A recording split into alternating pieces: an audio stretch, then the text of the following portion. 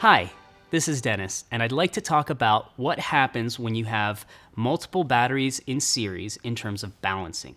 Let's say we've got four BB112 batteries and we connect them positive to negative, and positive to negative in order to extract 48 volts out of this battery bank. Now, inside each one of these battery packs is four cells in series, or four groups of cells in series. Now, each one has a battery management system that makes sure that all the cells remain in balance. At the top of the charge cycle, balancing happens and the cells are always in balance.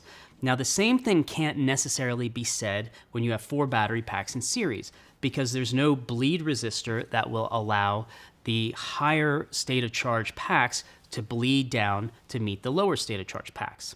First of all, it's okay, because even though there's no external balancing, the internal balancing will actually create external balancing. Let's say, for example, that this battery is a little bit higher in terms of state of charge. That means that when you get to the top of the charge cycle, around 57 volts or so, this battery could exceed its 14.4 volt limit and maybe get closer to 15 volts. In that case, you could have all of the cells above the prescribed threshold internally, and they would all start to bleed down. So this battery is actually bleeding down to meet the other ones, and that tends to keep this bank in balance. Now, there are ways to accelerate that process. For example, you can use a multi-bank charger to make sure that on every charge cycle, each one is at the same state of charge. But generally speaking, if you've got a 48 volt bank and you are keeping them regularly at around 57 volts on each charge cycle, then they will remain in balance.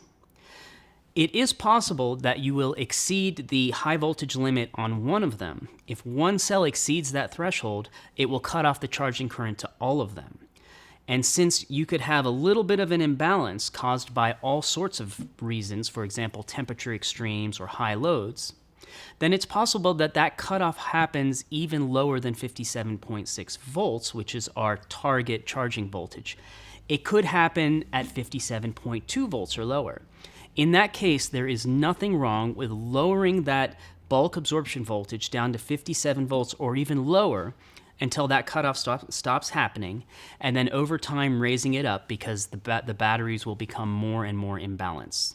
So to sum up, even though there's no external balancing, the internal balancing will actually provide some external balancing, keeping the packs in balance with each other in a series system such as 24, 36, or 48 volts.